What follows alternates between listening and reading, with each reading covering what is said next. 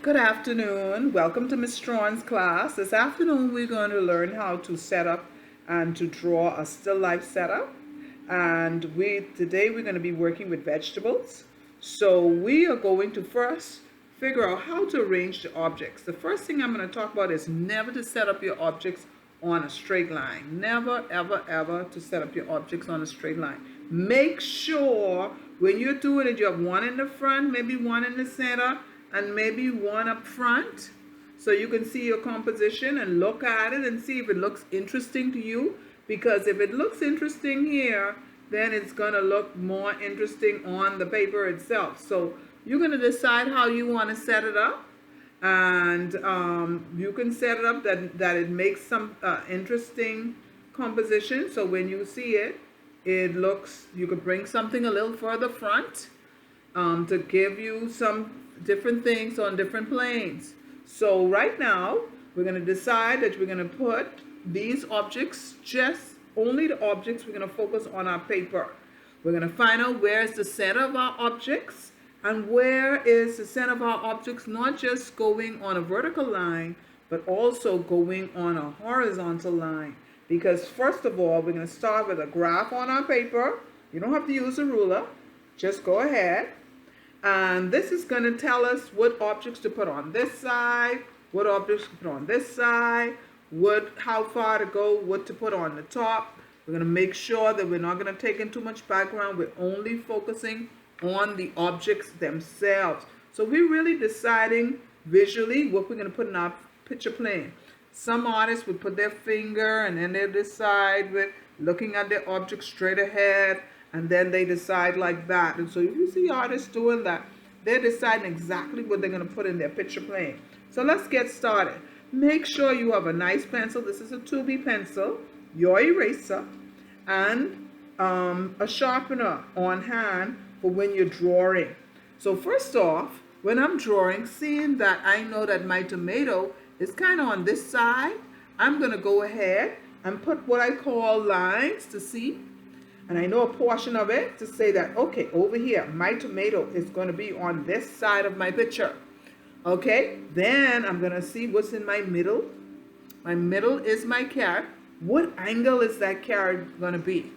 All right, so that carrot is going to cast a line right straight through the middle. It's going on a slight angle, so I'm going to bring that straight over to here because that's going to stretch over to the next side. So it's going to bring it over here. Okay, then I'm going to figure out where's my sweet pepper. Where is it in relationship to the middle?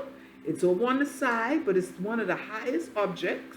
So I am going to bring that up a little higher, but it's in the middle here.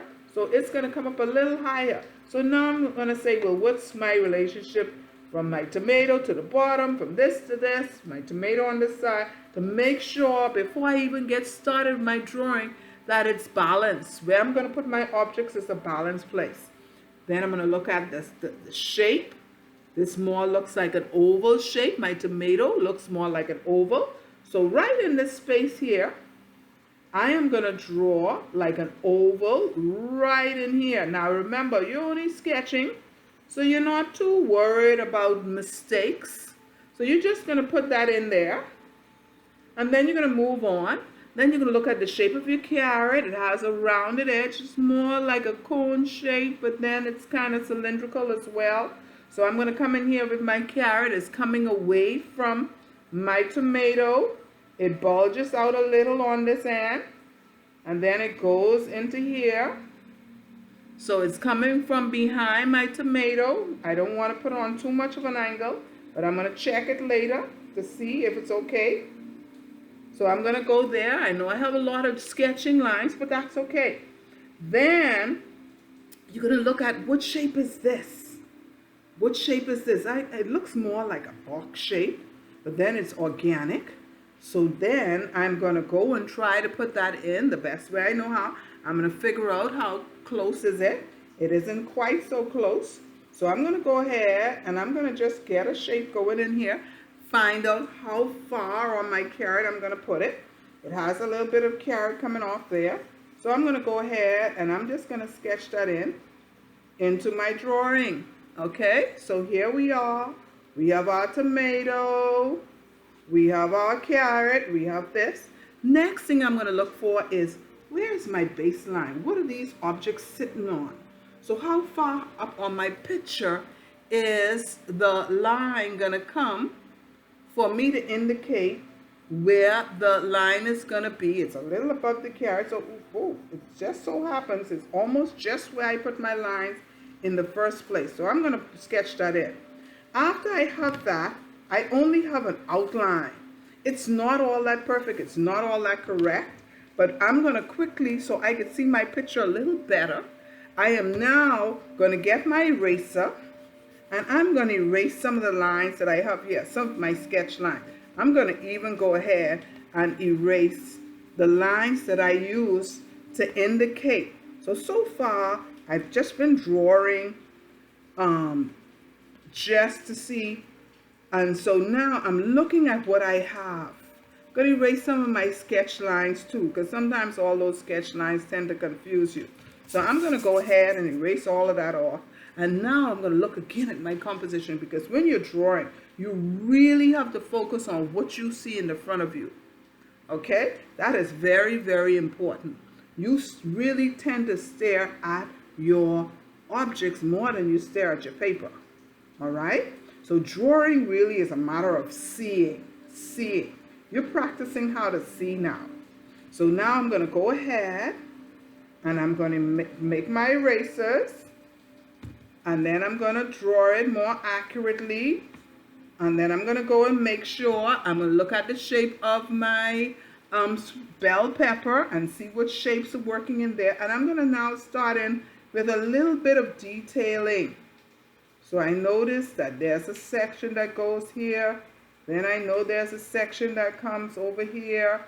I know there's a stem coming out of it. I'm going to look and see where that stem is coming out of my sweet pepper.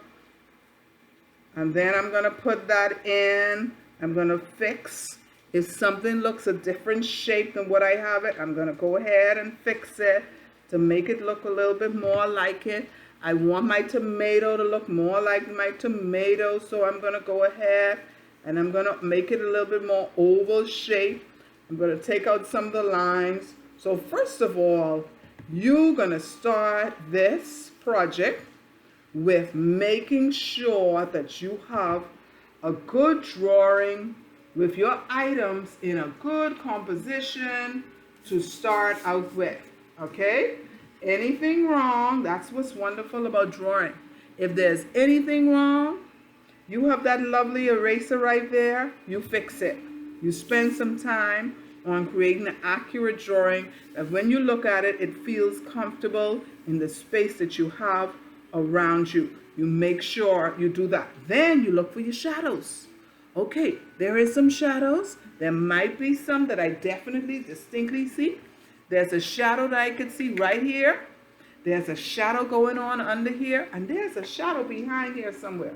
So I'm going to go ahead and now I'm going to focus on adding those shadows in. Because when I'm shading, I want to make sure that I have it. So my light source is going to come from this side. So everything light will be this side, everything dark. So that means that the shadow will cast on this side of the drawing. So remember to look for your shadows. Remember to find out where they are. Remember to comfortably put your objects in a good composition and also to render the forms accurately.